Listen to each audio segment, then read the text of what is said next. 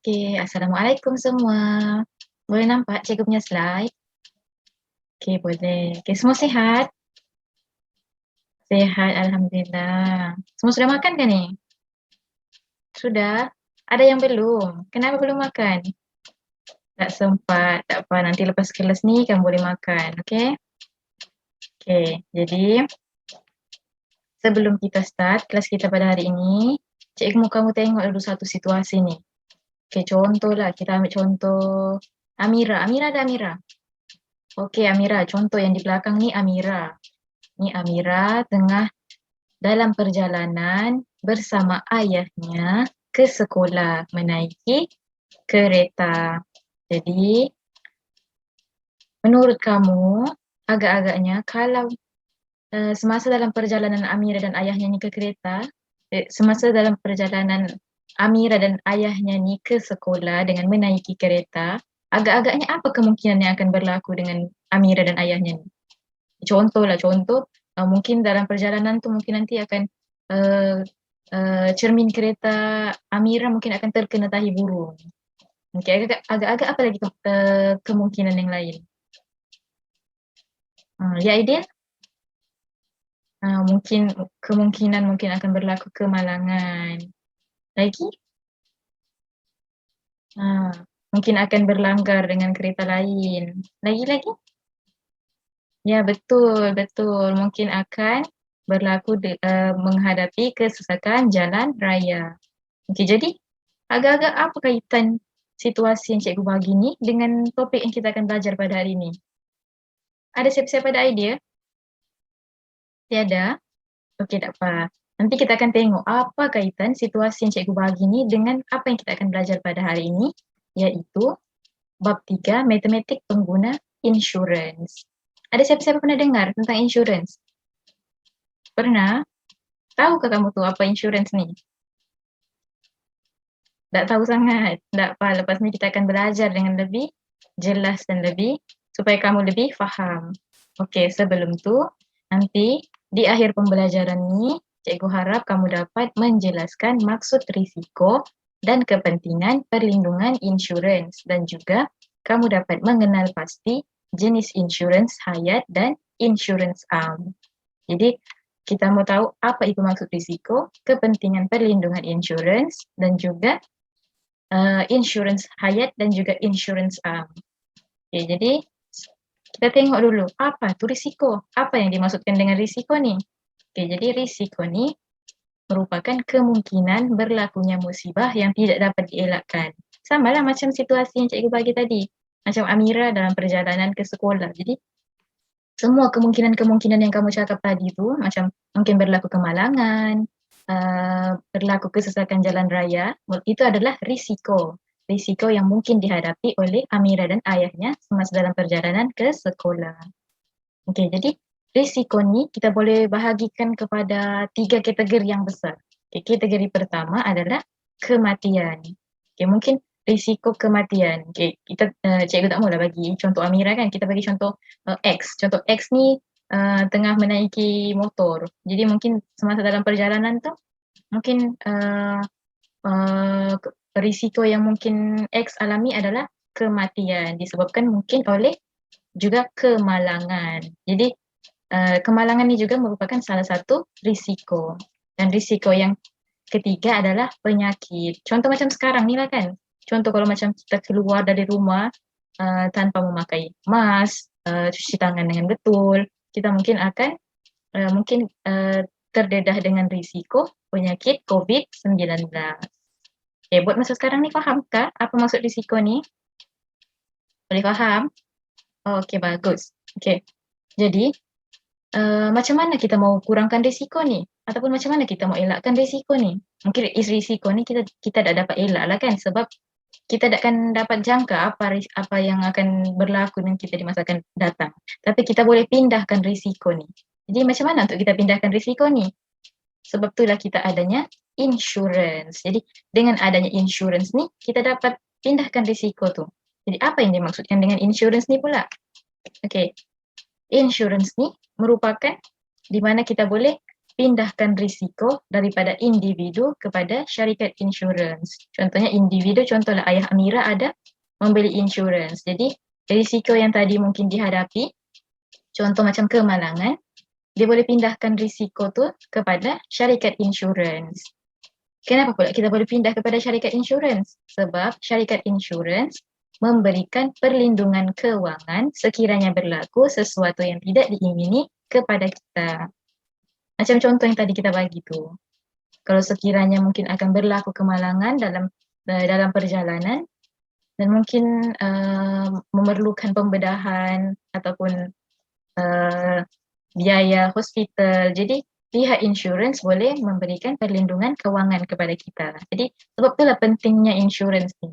Pentingnya insurans kepada kita. Okey. Jadi kamu juga perlu tahu di mana insurans ni melibatkan dua pihak, iaitu pemegang polisi dan juga syarikat insurans. Okey, apa pemegang polisi ni? Apa pula syarikat insurans ni? Okey, kita tengok satu persatu. Okey, pemegang polisi. Okey, kita cikgu ambil contoh Arsyad. Arsyad ada Arsyad? Okey, Arsyad. Kita ambil contoh Arsyad. Contohlah Arsyad. Arsyad membeli insurans. Jadi Arsyad ni merupakan pemegang polisi. Maksudnya diri kita sendirilah. Contoh kalau kita beli insurans, kita adalah pemegang polisi. Di mana pemegang polisi ni ataupun kita akan membayar premium kepada syarikat insurans. Apa premium ni? Siapa tahu? Ada siapa-siapa tahu ada apa premium ni? Ya betul, duit. Jadi duit, kita akan bayar premium, bayar duit kepada syarikat insurans secara ansur-ansuran. Contoh kita akan bayar 100 setiap bulan. Macam itulah kita akan bayar premium kepada syarikat insurans. Okey. Di mana syarikat insurans nanti ni akan membayar pampasan kepada pemegang polisi, kepada kita, sekiranya berlaku sesuatu yang tidak diingini kepada kita. Contoh macam kita ambil contoh situasi sekarang lah kan, COVID-19 ni kan. Contoh kalau macam kita masuk hospital sebab terkena COVID-19 dan memerlukan contohlah memerlukan biaya hospital. Jadi syarikat insurans akan membayar pampasan. Pampasan ni maksudnya ganti rugi, membayar ganti rugi dalam bentuk kewangan kepada kita untuk membayar kita punya biaya hospital. Tapi sebelum pemegang polisi ni untuk bayar premium kepada syarikat insurans dan sebelum syarikat insurans membayar pampasan kepada kita kedua-dua pihak ni, pemegang polisi dan juga syarikat insurans perlu memeterai kontrak insurans. Apa memeterai kontrak insurans ni? Memeterai ni contoh macam kita menandatangani, kita tanda tangan kontrak insurans di mana kontrak insurans ni merupakan polisi dan juga bukti kepada insurans yang telah dibuat. Contoh macam tadi tu, macam kita mau minta pampasan daripada pihak insurans sebab kita masuk hospital, jadi kita perlu ada kontrak insurans ni untuk sebagai bukti yang kita telah membeli insurans daripada syarikat insurans tu, supaya syarikat insurans boleh membayar ganti rugi kepada kita. Okey, faham? Okay, senang. Untuk senang kamu ingat je, kita untuk insurans perlu ada dua pihak, iaitu diri kita sendiri dan juga syarikat insurans, di mana diri kita dipanggil sebagai pemegang polisi. Mana kita akan membayar premium ataupun membayar duit, dan dengan balasan syarikat insurans akan membayar pampasan kepada kita, membayar ganti rugi dengan syarat kita perlu memeterai kontrak insurans. Okey, jelas? Fahamkah faham? Okey, faham. Okey, bagus semua. Okey. Seterusnya, kita perlu tahu juga prinsip indemnity, di mana insurans ni dia mengamalkan prinsip indemnity. Ada siapa-siapa pernah dengar prinsip indemnity ni? Tak ada. Okey, macam terms ni mungkin agak asing kan bagi kamu kan? Tak apa, kita akan baca satu persatu apa yang dimaksudkan dengan prinsip indemnity ni. Okey, prinsip indemnity ni merupakan jumlah pembayaran ganti rugi yang akan dibayar kepada pemegang polisi, iaitu ganti rugi. Pihak insurans akan bayar ganti rugi dalam bentuk kewangan kepada pemegang polisi, iaitu kepada kita, hanya setakat jumlah kerugian yang dialami tertakluk kepada jumlah perlindungan yang diinsuranskan. Jadi macam macam bingung-bingung kan, so panjang sangat ayat kan. Jadi kita tengok contoh situasi. Kita tengok contoh situasi di sini. Okey, contoh sini kereta merah ni mungkin contoh Arsyad. Arsyad tengah bawa kereta dan Arsyad mau belok masuk simpang tapi terlanggar kereta biru ni. Jadi menyebabkan kerosakan kepada kereta Arsyad. Tapi Arsyad ada beli insurans sebanyak 8,000. Arsyad mempunyai insurans sebanyak 8,000. Tapi kerugian yang Arsyad alami adalah sebanyak 10,000. Maksudnya kerugian dari kerosakan kereta Arsyad tu adalah sebanyak 10,000. Maksudnya melebihi daripada insurans yang Arsyad beli. Tapi pampasan yang Arsyad hanya akan terima hanyalah 8,000. Macam dia cakap sini, tertakluk kepada jumlah perlindungan yang diinsuranskan. Jadi memandangkan insurans hanyalah 8,000, jadi Arsyad pun hanya menerima pampasan ataupun ganti rugi sebanyak 8,000 walaupun kerugian yang dialami adalah 10,000. Jadi baki 2,000 tu Arsyad perlu cari sendirilah kan untuk membayar, untuk mengganti kerosakan dari kerosakan kereta Arsyad. Okey. Dapat faham, dapat bayangkan apa yang dimaksudkan dengan prinsip indemnity ni, ataupun kamu ingat dengan terms ni. What you give, you get back, but you only receive what you deserve. Maksudnya apa yang kamu bagi, kamu akan dapat.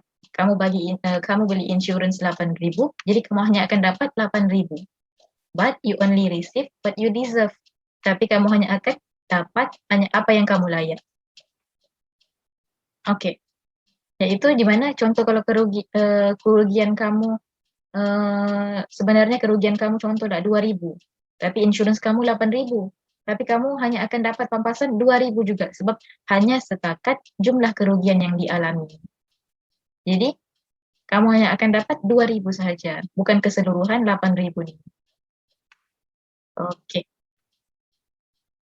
Seterusnya kita akan pergi pula kepada jenis insurans. Kita ada dua jenis insurans iaitu insurans hayat dan juga insurans am. Kita tengok dulu apa yang dimaksudkan dengan insurans hayat.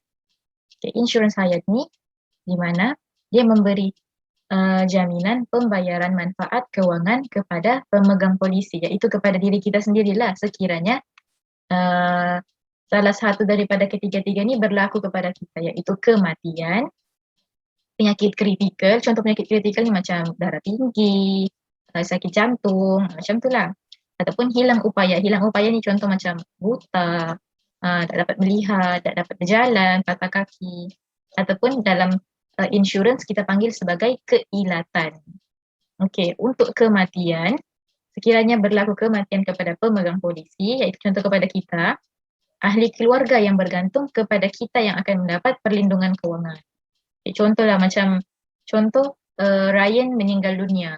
Jadi pampasan tu, ganti rugi tu akan diberikan kepada keluarga Ryan. Okey, kalau untuk penyakit sekiranya pemegang polisi mempunyai penyakit kritikal ataupun hilang upaya pula, pemegang polisi tersebut akan mendapat pampasan berdasarkan syarat yang telah ditetapkan. Maksudnya pemegang polisi yang akan dapat sendiri. Kalau kematian, ahli keluarga. Kalau penyakit kritikal dan hilang upaya, pemegang polisi sendiri yang akan dapat. Okey, dapat bayangkan? Dapat faham?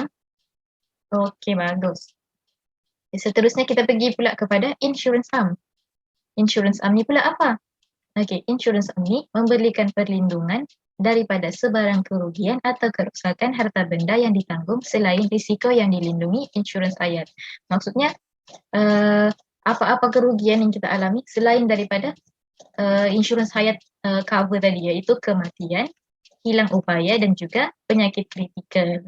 Di mana insurans am ni dia ada terbahagi kepada 5, iaitu insurans motor, insurans perubatan dan kesihatan, insurans kebakaran, insurans perjalanan dan juga insurans kemalangan diri. Jadi kita tengok satu persatu apa yang dimaksudkan dengan kelima-lima jenis insurans am ni. Okey, yang pertama insurans motor.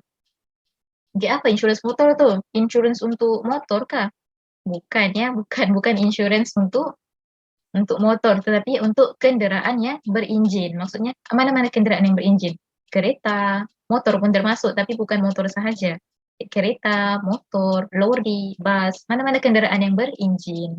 Jadi mana untuk insurans motor nih, kita melibatkan 3 pihak, yaitu pihak pertama, pihak kedua, dan juga pihak ketiga. Oke, contoh tengok sini. Contoh Farhan terlanggar kereta Azim. Jadi Farhan nih sebagai pemegang polisi, yaitu yang melanggar kereta, merupakan pihak pertama. Manakala Azim yang dilanggar oleh Farhan merupakan pihak ketiga. Siapa pula pihak kedua? Pihak kedua ni adalah syarikat insurans. Itu pihak tengah di antara Farhan dan Azim. Okey, kita tengok pula polisi-polisi yang ada untuk insurans motor ni. Sebab itulah kita perlu tahu pihak pertama, pihak kedua dan pihak ketiga ni. Okey, kita ada 4 polisi, iaitu polisi akta, pihak ketiga kebakaran dan kecurian, dan juga komprehensif.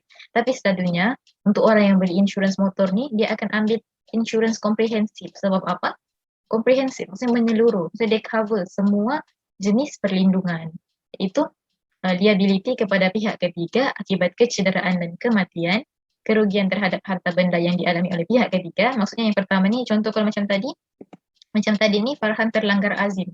Jadi untuk perlindungan pertama ni, sekiranya Azim cedera ataupun meninggal dunia, insurans motor akan cover. Dan juga kerugian harta benda, iaitu kerugian disebabkan oleh kereta, juga akan di-cover oleh pihak insurans. Dan yang ketiga, kerugian terhadap kenderaan sendiri. Maksudnya kenderaan kita sendiri pun akan di-cover.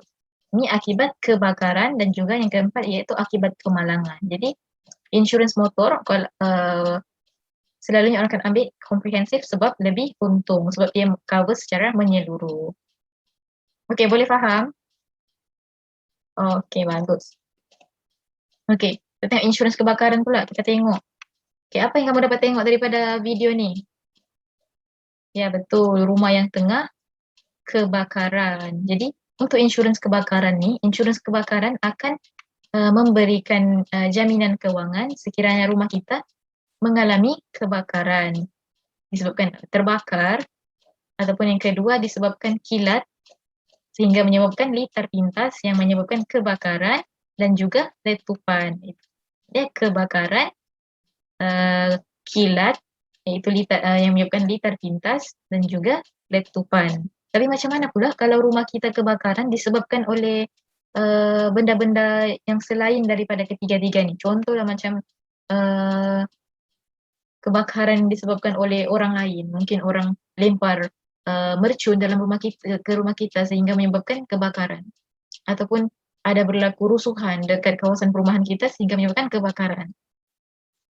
Nah, di sinilah kita perlu membuat tambahan premium. Maksudnya kita perlu membuat tambahan pembayaran kepada pihak insurans. Jadi contoh macam taufan, banjir, rusuhan, kebakaran disebabkan oleh 3 ni, dan juga yang lain boleh di-cover oleh pihak insurans. Dengan syarat kita perlu membuat tambahan premium. Itu tambahan pembayaran. Okay. Insurans yang ketiga pula adalah insurans perubatan dan kesihatan, iaitu dia akan memberikan jaminan kewangan kepada untuk risiko kematian dan kemerosotan kesihatan. Contoh-contoh insuransnya adalah insurans hospital dan pembedahan, insurans penyakit kritikal, insurans pendapatan akibat hilang upaya, dan juga insurans pendapatan hospital. Contoh macam kalau kita masuk hospital, kita perlu masuk ward, kita perlu bayar kan? Lepas tu kita perlu ataupun perlu pembedahan. Jadi kita tidak perlulah fikir untuk macam mana pula mau cari duit untuk bayar tu kan, sebab kita sudah beli insurans. Jadi pihak insurans yang akan tanggung. Jadi insurans yang keempat adalah insurans kemalangan diri, iaitu yang melibatkan kecederaan anggota badan, kecacatan, hilang upaya, dan juga meninggal dunia. Mungkin kalau kita terlibat dengan kemalangan sehingga menyebabkan kecederaan anggota badan, seperti patah tangan, patah kaki, patah tulang rusuk. Jadi pihak insurans boleh memberikan pampasan ataupun memberikan bayaran ganti rugi kepada kita. Dan yang terakhir adalah insurans perjalanan. Insurans perjalanan ni dia tak kisah sama ada perjalanan darat, melalui udara ataupun laut. Darat contoh macam kenderaan kereta, motor, lori. Udara ni macam kapal terbang, helikopter ataupun laut seperti kapal laut, bot, yang mana sekiranya kita sekiranya berlaku kematian, kecacatan kekal ataupun kehilangan bagasi, pasport, duit dan sebagainya semasa dalam perjalanan tersebut. Contoh kamu dalam naik kapal, sekali tiba-tiba kapal tuh terhempas. Jadi mungkin akan menyebabkan menyebabkan kecacatan kekal kepada kamu. Jadi pihak insurance boleh memberikan jaminan keuangan kepada kamu. Oke, buat masa ini semua paham? Oke, kamu perlu ingat kita ada insurance hayat dan juga insurance am. Di mana insurance am kita ada 5 jenis insurance am. Oke, memandangkan semua paham, kita buat activity sikit untuk uji kamu punya kefahaman nih. Oke, tengok dulu video ni. Kita tengok di video ni, di mana ni? Ini merupakan Ali yang sedang bermain bola bersama adiknya. Okey, jadi berdasarkan video yang kamu tengok ni, agak-agak apa risiko yang mungkin akan terjadi kepada Ali dan adiknya? Ada siapa-siapa yang mau cuba? Siti ada Siti? Okey, Siti. Okey, Siti cakap, mungkin Ali akan berlanggar dengan adiknya sehingga jatuh. Okey, betul. Sebab ini mungkin tengah bermain bola, mungkin Ali terlanggar dengan adiknya sehingga kedua-dua mereka terjatuh. Itu adalah salah satu risiko, iaitu kemungkinan yang akan berlaku. Okey, bagus Siti. Okey, seterusnya siapa lagi mau cuba? Ya, Ahmad. Okey, Ahmad cakap mungkin kaki Ali boleh terseliu disebabkan terjatuh tadi. Betul. Okey, satu lagi. Okey, betul. Ali berkemungkinan tertendang kaki adiknya. Okey. Jadi, memandangkan kamu semua dapat jawab risiko yang mungkin terjadi. Jadi, cikgu harap kamu fahamlah kan apa maksud risiko ni. Sebab kamu dapat memberi jawapan yang tepat dan sesuai berdasarkan situasi yang diberi. Okey, seterusnya kita tengok pula. Okey, di sini kita ada risiko dan juga jenis insurans. Jadi cikgu mau kamu padankan risiko ni dengan risiko yang dialami oleh Sarah ni dengan jenis insurans yang sesuai yang dapat memberi pampasan ataupun ganti rugi kepada Sarah. Okey, contoh risiko yang pertama ni, rumah Sarah mengalami kebakaran. Jadi agak-agak apa jenis insurans yang sesuai? Insurans kemalangan diri? Yakin? Betul ke insurans kemalangan diri? Tengok ni, rumah Sarah tengah mengalami kebakaran. Ya, betul. Itu jenis insurans yang sesuai adalah insurans kebakaran. Okey, yang kedua pula. Kapal yang dinaiki oleh Sarah terhempas sehingga menyebabkan mungkin kecederaan kepada Sarah. Jadi apa jenis insurans yang sesuai? Okey, betul. Insurans perjalanan. Sebab Sarah tengah dalam perjalanan melalui udara, iaitu dengan menaiki kapal terbang. Okey. Jadi untuk hari ini itu saja yang kita akan belajar. Kita hanya akan belajar yang basic saja dulu. Kita belum masuk lagi dalam pengiraan. Sebab cikgu mau kamu faham dulu apa yang dimaksudkan dengan risiko dan juga insurans ni. Jadi tadi kita sudah belajar tentang risiko. Ada siapa-siapa boleh bagi tahu apa itu risiko? Okey, kemungkinan berlakunya sesuatu yang tidak diingini. Di mana kita dapat pindahkan risiko ni kepada dengan insurans. Di mana insurans kita ada terbagi kepada dua, iaitu insurans hayat dan juga insurans am. Di mana insurans hayat memberikan pampasan untuk kematian, memberikan pampasan kepada pemegang polisi yang mengalami kematian, hilang upaya dan juga penyakit kritikal. Di mana insurans am terbahagi kepada 5, iaitu insurans motor, insurans kebakaran, insurans perubatan dan kesihatan, insurans kemalangan diri dan juga insurans perjalanan. Okey. Jadi semua jelas kah? Semua faham? Okey, faham. Bagus. Nanti siapa-siapa yang tak faham boleh jumpa cikgu untuk tanya ya. Jangan malu, jangan takut. Kamu perlu faham ni dengan lebih jelas, dengan betul. So insurans ni sangat penting untuk kamu di masa akan datang nanti.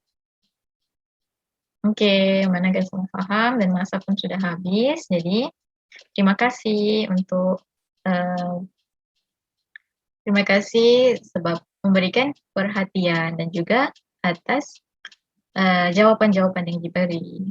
Oke, terima kasih semua.